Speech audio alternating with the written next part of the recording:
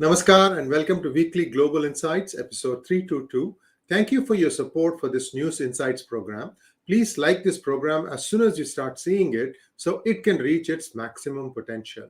Today is Wednesday, the 16th of March, and here are some of the main points. Russia, Ukraine, Europe developments. More than 3 million Ukraine refugees have fled to adjacent countries like Poland along predicted lines. Eastern European leaders meet in Kyiv with Zelensky as Russian military continues to pound the capital. Zelensky thanks his partners Poland, Czech Republic, and Slovenia after the visit and the mutual trust. Biden to travel to Europe to attend an in-person meeting with NATO leaders on March 24th in Brussels. Biden is expected to announce 800 million security aid to Ukraine in Brussels.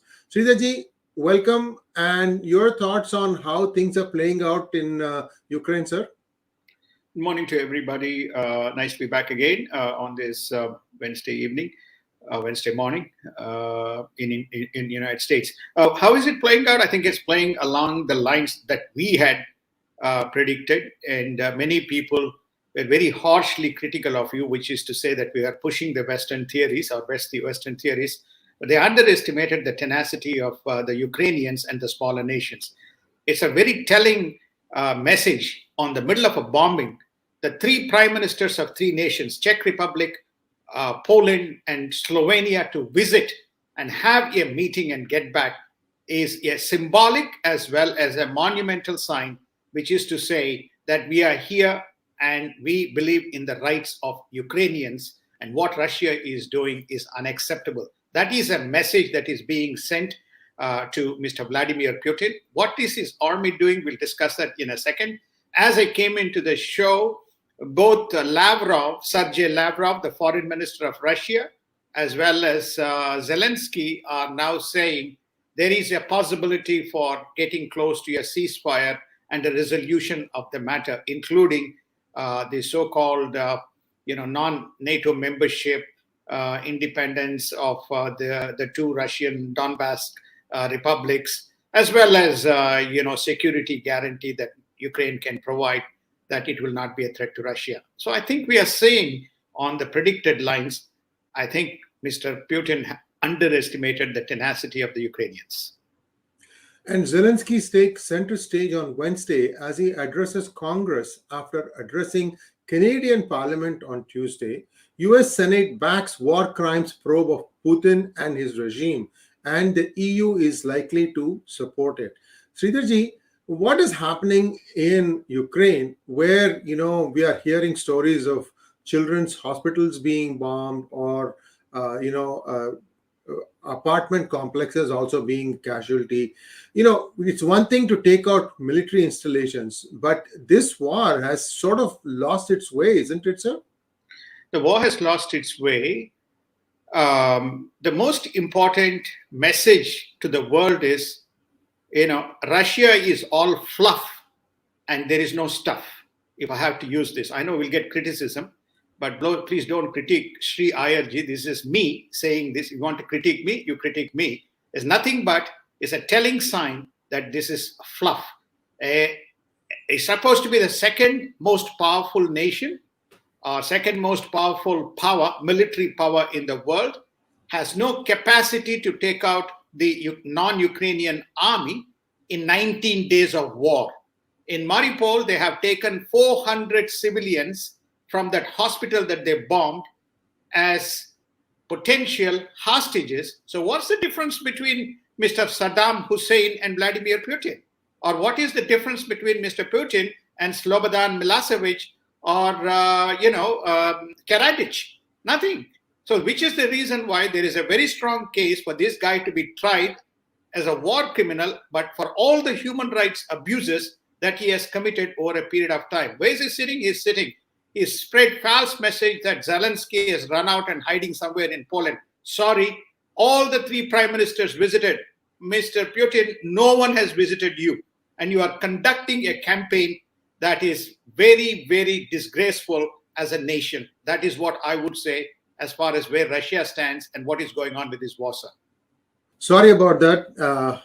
we are now beginning to see active interference from interested parties in trying to stop us. That means I think we have come of age, Sridharji. I just got kicked out and I came back in. As the news tightens around President Putin, he seeks a UN humanitarian resolution without mentioning war. Ukraine says its troops repel Kharkiv attack. After 19 days of war, Russian troops have failed to make gains, and there is nothing to showcase the power of the much-touted Russian army per military analysts. NATO also have commenced planning for more troops in the eastern flank. Sridharji, I saw one story yesterday on YouTube. It said that Russia is controlling close to 30 cities. Now, this is where things are getting a little murky. I have been in touch with people in Mykolaiv, which is also a university town, which was under siege. Right now, it has gone quiet. I don't know. I'm not hearing from them, but I will soon enough hear and I'll give an update. Viewers, we are just telling you the data as we see it. You should not shoot a messenger. Sridharji, what are your thoughts about NATO getting more and more troops now? So, do you think Russia is going to venture beyond Ukraine? No, I don't think so, sir. I think that let us just, whenever we put NATO in here, this is the EU nations which are organizing themselves. Let's just take a look at Poland. Over 50% of the 3 million refugees have gone into Poland. There is a real fear that after the last attack close to the Polish border, what would a desperate army do? So I think the NATO, which is predominantly the EU forces or European nation forces, have organized themselves in a both defensive and a deterrence posture should this, by accident, spill into one of the NATO nations. I think that's what you're seeing, and they're continuing to advance. Both France and Germany have advanced further aid to Ukraine. This is defense aid by way of military supplies so that Ukraine can protect itself and or defend itself. Zelensky is giving a different view, which is to say that yes, we are under fire. Yes, we are under attack in Kiev. Yes, in Kharkiv we have repelled the advance of the Russian forces. Yes, we are under siege in Mariupol. Yes, the hospital was bombed. Yes, 300 people were taken as hostage, 400 people were taken as hostage, but we are defending. So this is the message that is coming out, and the frustration of Mr. Putin is fairly visible by the postures that he is undertaking. For example, in UN, when the resolution came up yesterday, he wanted war to be deleted and he wanted the resolution to be passed as a United Nations humanitarian corridor. These are all the signs of not a strong president. These are all the signs of a guy who is fearing reprisals. Probably he's getting a message from his Chinese counterpart or his strategic partner that he may not be supporting him much longer. And Jake Sullivan delivers notice to Chinese leadership on potential Russian assistance and consequences. Not that the Chinese care. It's NATO resurgence and a weakening US that has made China wake up and pause and cause worry, very similar to rising Asia-EU cooperation. Russia-China relationship is at a defining moment as China is confronted with choices. As a matter of fact, even as I read this news, the Chinese finance minister is going to be visiting India, sir. Well, I think that there are so much of news here that we could be jumping the gun. There's very interesting development taking place in the Korean Peninsula. When we get to that, we'll probably, if you can remind me, we'll answer this question. Yes. So I think that Chinese are suddenly realizing that they need probably India more than they need Russia. It's the second largest trading partner. By being antagonistic, they are not going to solve because China is now facing the music from all other nations. A united Europe is going to pose a significant challenge in conjunction with a united Asia. So they are not, Chinese are extremely smart. They are not stupid like Mr. Vladimir Putin. So they are looking for ways out to see how they can strengthen their position, especially with a new prime minister likely to take over with Lee King retiring, sir? Russian bond default is going to further isolate and crush Russia economically. Putin signs into law to seize the leased aircraft stranded after crippling sanctions take effect. We had a special episode with Professor RV on this particular topic. Do watch that one. We'll put the link to that in the show more section. Sridharji, there are more than 500 leased aircraft sitting in various tarmacs in Russia, sir. And this is what Putin is saying. Very simple, sir. United States is saying, I've got $300 billion of your reserves sitting in my central bank. You want $10 billion worth of these planes? Take it. Where are you going to fly? No nation in the world wants you. Okay, maybe you can fly to North Korea. Maybe you can fly to Cambodia. Maybe if Chinese allow, you can fly it to China. Maybe you can fly around the Siberian desert. No nation in the world around you, wants you. So take it. You want 10 billion? You want to nationalize it? Take it. We have $300 billion of your central bank reserves. Guess what? All your tourists, none of them can access their money in your bank accounts. There's only one sanction that is pending. And when that happens, the squeeze will come. They have not put a ban on all Russian banks' access to the SWIFT payment system. When that happens, the real problem will hit the roof when people try to access their money from anywhere else in the world. I'm not talking about government and businesses and Russian army. I'm talking about the Russian tourists and Russian citizens traveling all around the world. And the IMF, in its report, indicates that this war may change global economic order completely. As oil prices drop 27% from the invasion highs, Russia further faces prospects of economic hardships. Sridharji, I thought Putin had gamed the whole thing at $45 to a barrel, sir. Well, very simple. He had a double whammy. He must recognize that those who did spot contracts, they're in deep trouble. The price fell from $108, $110 to just less than $100 on the Brent. When you look at the last 10 days trade, it has come down from $128 to $100. So you've got the first whammy. The second whammy is ruble, somebody wants to say, has crashed by 30. It's already, it's close to 40% decline, and there's nobody wants to touch this. Nobody wants to touch. So where is he going to go? So he has got a contracting prices and he's got a depreciating currency. Now the Americans and EU are playing the game by telling the Iranians, you want to sign the deal? We'll take oil from you. Guess what? We'll dump Russia. Okay. Now, who has a partnership with many of the European nations have a partnership with Iran. China has a partnership with Iran. Where does that leave Mr. Putin? So I think he's beginning to see his chessboard coins very fast disappear as these negotiations come in. It is extraordinary for International Monetary Fund to make a statement. They never make a statement on a war.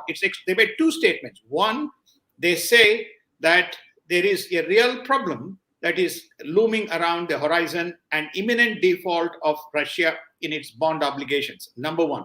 Number two, which is even more important, we are seeing the emergence of a new economic order and emergence of a new trade corridors from a volume of trade transactions. We may do a separate session on that one separately. But all this is beginning to take its chilling effect on Russia in an economic context. I mean, we haven't ruled out, we just bypassed it. There is not ruled out that he could be tried for war crimes. Mr. Putin could be tried for war crimes, and there is tremendous number of nations backing it, unlike other cases. This is an instance where many nations, almost all of the 30 EU nations are backing it. It's not an insignificant matter. This truth has not lost on him, sir. And in US news, the United States has several disappointments, and the top of the list is Vice President Kamala Harris, whose now deleted tweet claimed that the US was supporting Ukraine in defense of NATO, which it is not part of. Sridharji, I have not seen the tweet. And there have been attempts to try and run down VP Kamala Harris by her own party. Did you read the tweet, sir? Is that how you make of it, sir? No, I got a copy of the tweet. Did I see her original tweet? I did not see the original tweet. I have seen the copy of the tweet. Look, I think we have a number of embarrassments in the United States. Okay, there are a number of things that we can be embarrassed about. clearly on the top of the pecking order, this particular person. I don't know whether it is her over anxiety, whether whatever is the syndrome, she makes wrong statements at the wrong time in the wrong place. That pattern has consistently continued. We can go back, Sriji. We covered this in Global Insights, how she was put in as a border czar. And all we had during her tenure was close to 3 million people coming across the border. When she was asked the question, why didn't you go to the border? She gave a reply, which is to say there is ICE and CBP taking care. I needed to go where we are. So I'm not surprised that at any of the things that is being alluded to, notwithstanding the kind of fiefdoms that exist within the Democratic Party. And Dick Durbin pours cold water on talks of reviving 1.75 trillion social welfare and climate change bill as the GOP demands investigation of possible Russian financing of environmentalist groups. The 1.5 trillion spending omnibus is as follows. Defense 782 billion, domestic spending 730 billion, DOE labs 7.5 billion for overseeing 17 national labs, earmarks of 10 billion, Ukraine support 13.6 billion, foreign assistance in all roughly 50 billion including Ukraine, and no money for COVID. Sir, before I yield the floor to you, I just want to make one observation. When Biden administration came to power, they actually cut defense funding. And this is how the military industrial complex has fought back, sir. This happens time and time. No, I think you're absolutely correct. So this made Mitch McConnell and the Republican Party say, we got what we wanted in the $1.5 trillion budget. Dick Durbin, and thanks to Senator Manchin, they made sure that there is no 𝙤𝙤𝙤𝘗𝘀 and the money is allocated. And Biden sees this big Russian opportunity as his way out. I just don't believe the EU is going to give him the room, and I think they have done a pretty good job. Yes, 6% increase in the defense budget. Yes, there has also been increase in the domestic spending, which is for various programs, including social welfare, child credits, Medicare, medical prescription expansion, infrastructure. All these kinds of programs have been given as part of the normal extension of the budget. The two most important things. One is the money for this climate stuff didn't happen. The second is the COVID program. They probably will send it as a separate. So this Build Back Better, BBB as it's called, is cold on arrival. So it's not going to happen. This is what Dick Durbin is saying. We will do another, we have been saying we haven't done it. The 2022 budget will look like we'll finish with $1.638 trillion deficit. I repeat, in a non-COVID year, 2020 we finished, 2021 finished, in 2022 we're going to have 1.638 trillion. We started some time ago, again we covered this quite extensively, with around $26 trillion deficit. We have already gone past $30.8 trillion in our deficit. Okay, so this is government. We need to delineate between the government and private enterprises. It is the private enterprises that drive United States. It is not the government. The government goes on spending and fritters away the money. Viewers, you should watch a program or a 5-minute segment that I put out yesterday about the mighty US dollar not being so mighty anymore. Do watch that one to get a perspective. If the US government continues to be profligate with money, it's going to only accelerate the downfall of the dollar. And I think some fiscal prudence is required. And Sridharji, whenever you have the research ready and done, we can have a separate schedule, a separate session for decoding the current budget.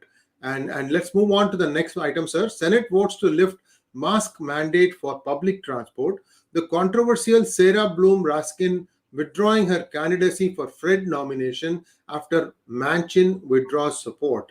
Senate passed the bill to make daylight savings permanent, meaning no more change of clocks 16 weeks in a year. Sridharji, this thing again caught me off guard, sir. One day, remember that day I was late. Yeah. So I think basically, Sriji, they have heard you.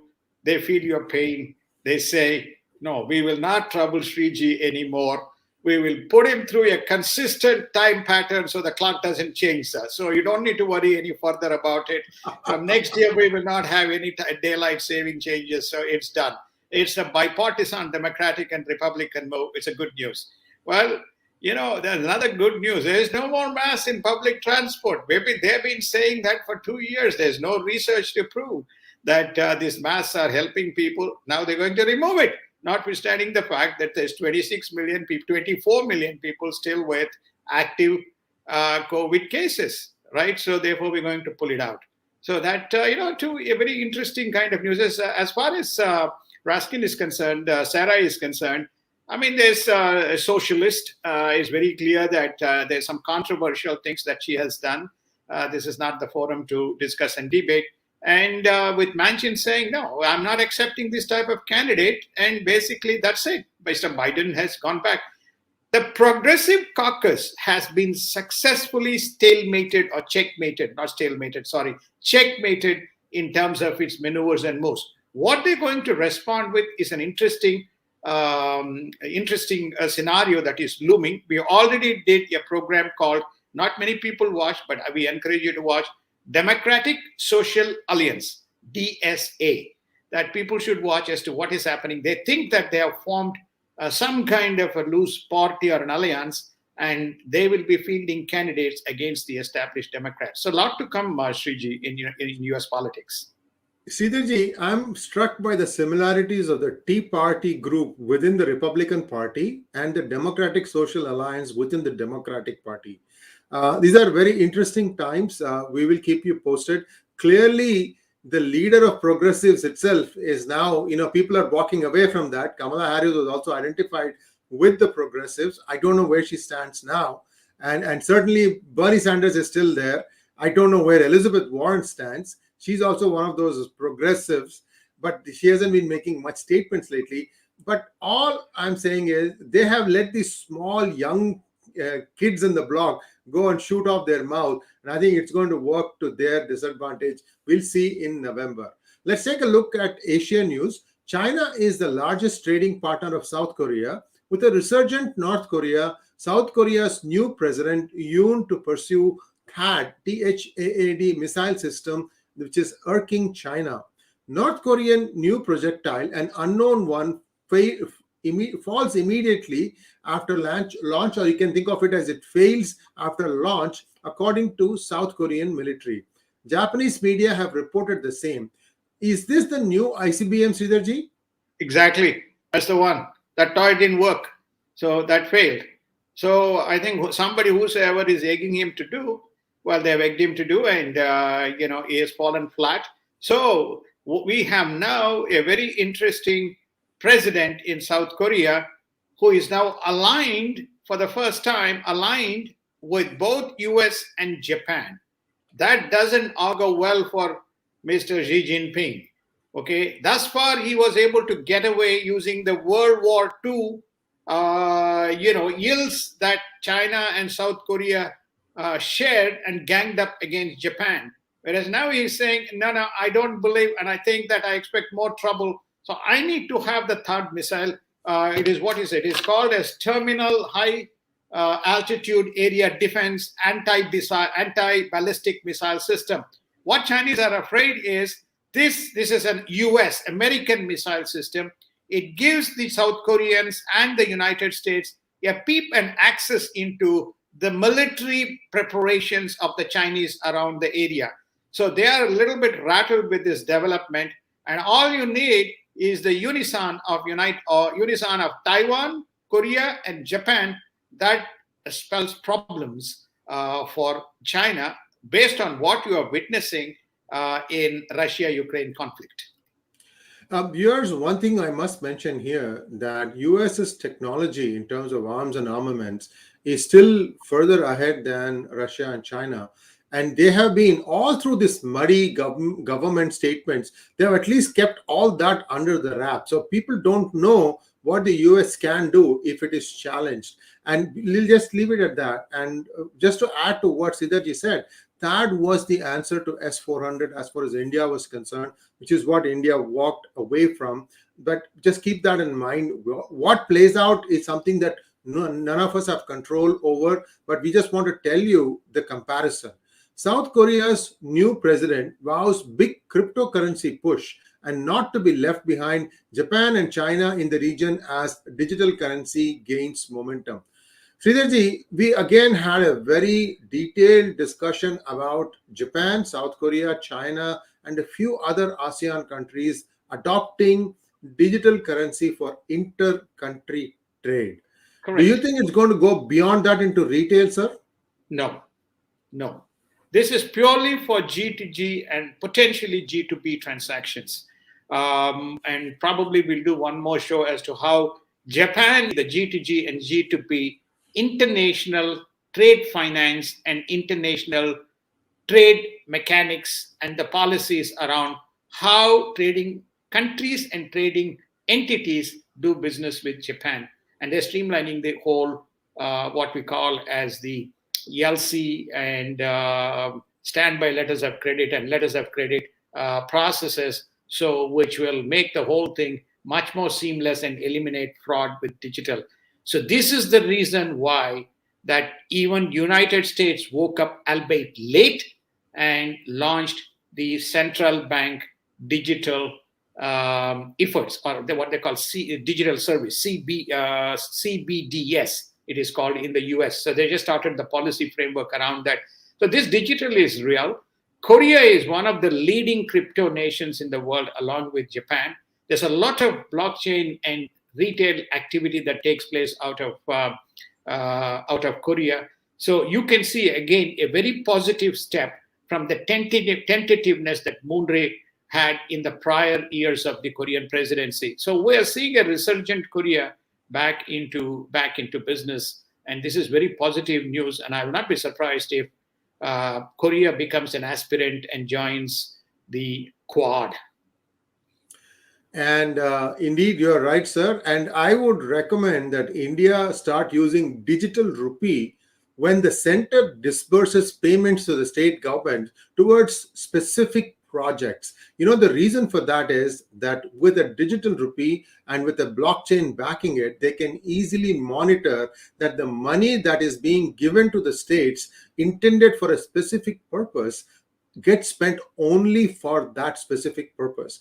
Modi ji, it is believed, had a shock of his life when he found that one state government would get the money from the center, and then it would disperse the money from the local state bank to all the 230 or whatever number of legislators there were there. The money used to just get spread down. Nothing went to the people. This was the state it was in 2014. It won't come out. I'm just telling you, I'm not naming the state, but you can make your own guess. That is how bad India was being governed under the UPA. I mean, for all their achievements, they really ruined the financial system, Sridharji. Well, I think that I don't have much credibility to comment except to endorse what you're saying as far as the disbursement of the Indian, what you call the corruption that prevails probably in the Indian system.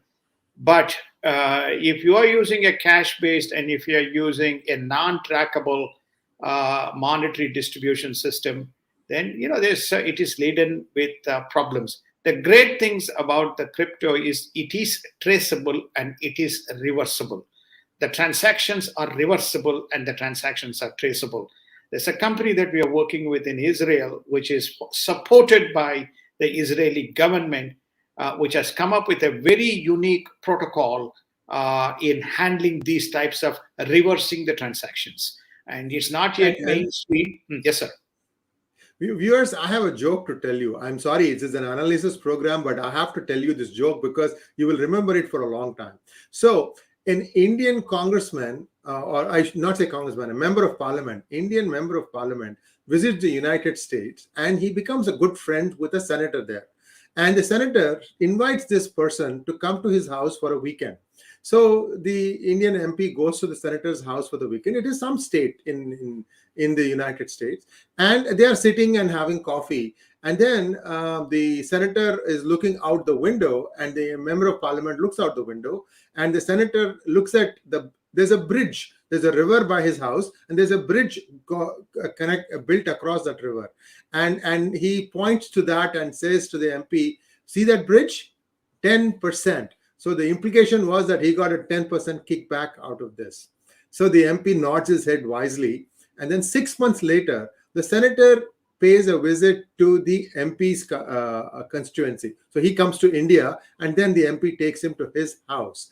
And they are having coffee again in the MP's house. And then the MP is looking outside. Sure enough, there's a river. And the senator also looks out. And then the MP says, see the river? 100%. The guy didn't even put a single paisa into the bridge. And this is a true story, by the way.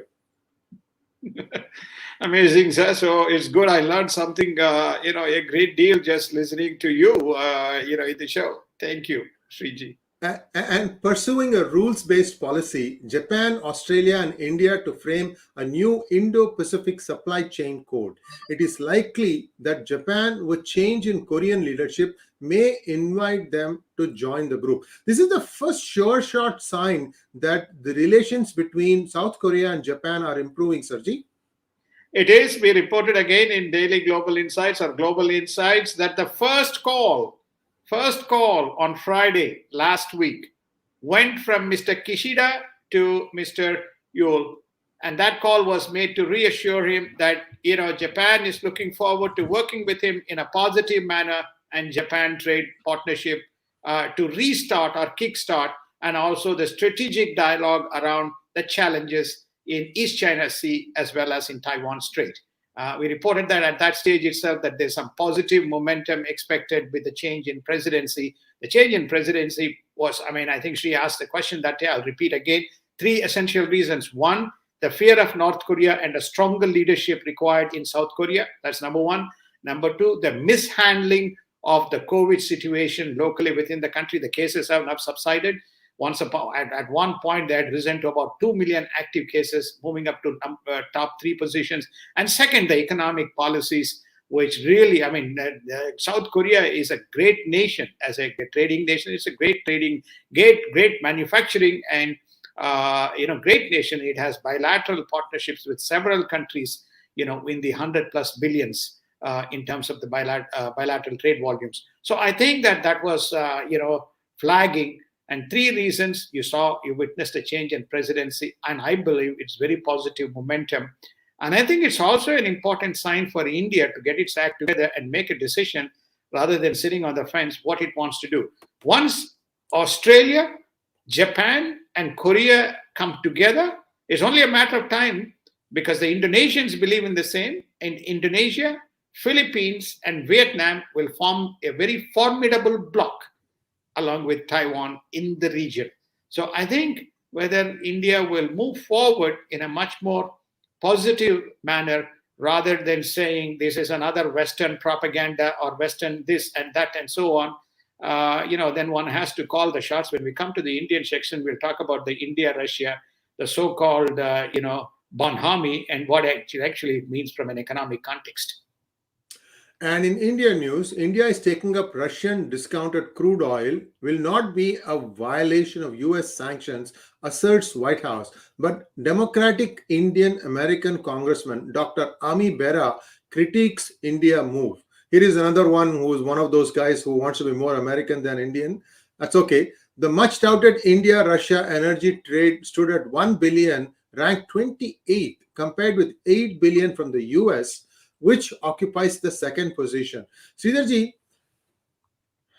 this is very interesting. For a change, the Biden administration is saying okay for India to get part of its oil requirements from Russia using the Russia-ruble trade agreement.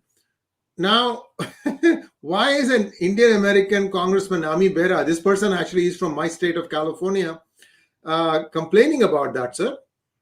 No, I think let's delineate. As far as we have to be very clear and very precise.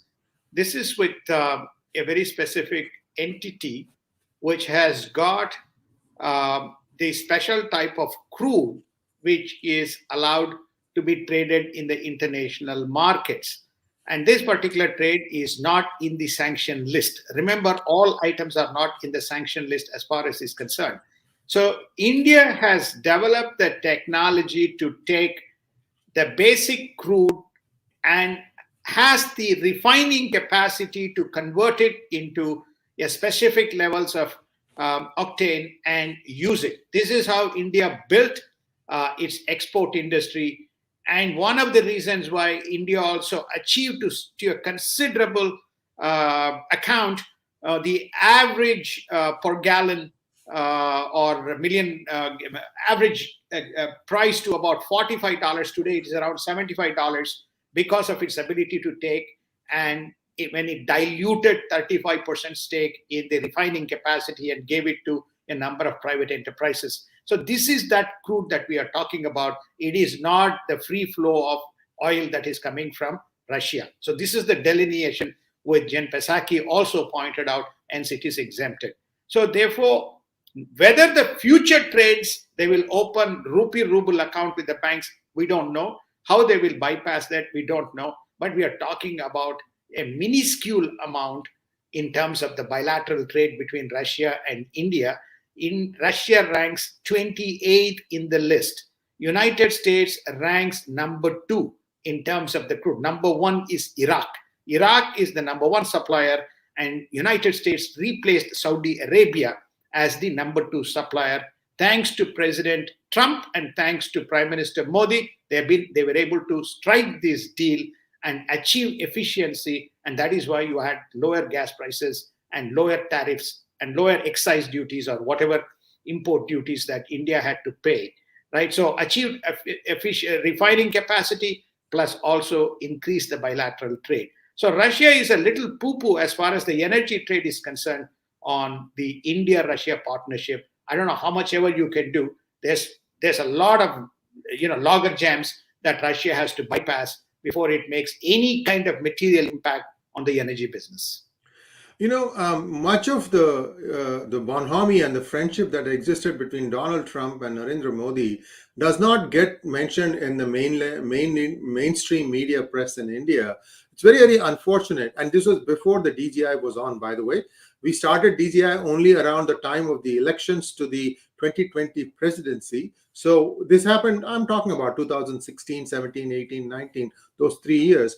And a lot of things were put in place, which now only people are coming to know. And please understand, world business, world economics is a complicated subject. You don't necessarily choose one or the other. You always look for what's best for your country. And I believe, at least in this particular aspect, Mr. Modi has been very, very pro-India, looking for what is best for his country. It's not easy.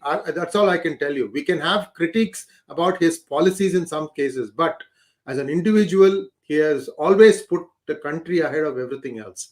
There are at least 8 defense projects from MiG-29 to AK-403 rifles to submarine projects, including the S-400, that could be impacted due to Russia-Ukraine war and sanctions. We mentioned this before also. The high-tech chips supply to Russia, that pipe has completely dried up. And I think China has been warned not to give its supply of whatever to Russia. China itself is under some high-tech sanctions from the United States. So I think this is the other danger that India is facing. They may not get the future S-400 shipments because the chips may not be ready. You should watch the Elmer Yuan video that we put out, where Elmer detailed what was happening in this particular situation. Sridharji, we've been talking about this. Somehow there is always a bunch of people saying something exactly opposite, and yet every time they get proved wrong, sir. I mean, if they get proved right even once, I can understand that and we'll admit that we are wrong. We are looking at data and telling what it is. So I think, look, there's one specific example that I will point out. The stuff that you get from Russia is junk. Nothing but junk. I've worked going back maybe many, many decades with some of the Russian stuff. It's nothing but junk. Okay? Let's take MiGs. Ukraine said, no, we do not want MiGs, notwithstanding the fact we can fly MiGs, because it's the same MiGs that has failed the Russians in this specific war. Okay? Who does the maintenance of MiGs? The India does maintenance of the MiGs. Remember, we again covered in Insights that India was to be the maintenance wing should Malaysia acquire MiGs from Russia. Okay, this was going back in time. So many of these stuff, AK-47 rifles, MiGs, I won't comment anything about S-400 and its effectiveness. It probably was cheap, and Indian defense and scientists said, let's get it and let's figure this out and how to make it work. Much of it, including BrahMos, which is an India-Russia collaboration, is all because a platform was available which India did not have for almost 65 years, thanks to the socialistic policies that India pursued and the collaboration that they had with Russia. Right? Today, they are getting a much more open-ended platform at the insistence of the present regime, especially for the last few years, and they are building capabilities on top of it. And so, therefore, I think that is the challenge, though, as is pointed out, what's going to happen to the spare parts? I think that's where the issue is. Again, let me give you another example to point out. Russia-India defense trade has contracted by 47%. Much of that volume has gone to France, Israel, and United States. Okay, much of it. Let me give you the size of the volume of the defense between India and Russia. 2001 to 2010, $15 billion. 2010, 2011 to 2020 is $20 billion. You're talking about a $35 billion over 20 years. That's $1.7 billion a year. And yet, many in India, and many pundits, many all these people who come and say, "Oh, we have a strategic bond army." $1.7 billion. Okay, 1.7 in the military side. Okay, on the bilateral trade side, they're not even in the radar in the first 20. Even Singapore is in the top of the list. Malaysia is in the top of the list. This is the bond army between India, Russia. When many people say, oh, Russia came here. No, it's because India chose to follow the Russian model and Russian policies for 60 plus years. And they still continue. And hopefully one day they will change. Things started changing in the Narasimha Rao regime, believe it or not. And that is when India started looking actively towards Israel for some of its military technology. I can't tell you a whole lot, but I knew this 30 years ago. Again, listen, India's media only reports what it wants to report. It doesn't report news. You can go back and check with people who have worked in the design research centers of India where military technology of tomorrow is being designed. They'll tell you the truth. The US has also said that there is no indication of anything other than being accidental, the firing of a missile that landed in Pakistan. Sridharji, I put out a video on this as to other possibilities of what happened, and that has become a big viral hit, sir. Well, I think, Sriji, you have probably more data than myself, and I will go with the official line that it was a mistake. It's a maintenance issue, and something got accidentally fired, landed in Pakistan. Lo and behold, nobody saw it. It landed. Suddenly there was some issues, and they picked up, oh, somewhere it has come from, and they found probably Indian marks. It's something naturally tracked by the satellites, right? So therefore, US was very much aware as to what was going on or what happened. And, they just said, okay, good. India says that it is accidental. And they said, okay, it's accidental. That's about it. But maybe you want to know more, you need to probably watch Sree IRG's video. See, there is text, there is context, and there is subtext. It's up to you to see what you want. Rising crude prices could pose GDP headwinds and peg the growth at 8 to 8.5% than the 8 to 10% range predicted, says Finance Minister Nirmala Sitharaman. And in market news, markets rally around the world with possibilities of an Iran deal and Iran oil as oil drops below $100 and then climbs back. So it's hovering around $100. The US market futures were up by 1%. With an imminent Fed hike of 25 basis points, the 10-year T-notes climbs to 2.18%. See, the T-notes is like a bond, the way I understood it, Sridharji. And if it is going up, that means the broad market in the United States thinks that money is going to move away from stocks to bonds. Am I right, sir? I think the general trend is that the T bonds are usually effectively used like a cash-like instrument. When the gap is almost equal to zero, that means it is considered stable because bond equals. So when the yield goes up, then you are spending $100 for actually getting $97, $96 worth of a T bond because you have an inflation. So if you keep cash, the inflation discounts your cash. But if you put that in the bond, at least you are to some extent covering the real value through by hedging against the inflation. So the going down of the yield is, or going up of the yield is a reflection that there is imminent inflation and that is being factored in. And people rush to the T notes to hedge themselves against market gyrations and put some amount against any risks that flow from the stock markets. Thank you very much, Sridharji. And that brings us to a close of today's segment. It was a little bit long. I hope you found it useful. And as always, we'll be back Friday, same time, same place. Namaskar. Namaskar. Thank you. Have a wonderful day. Have a wonderful evening.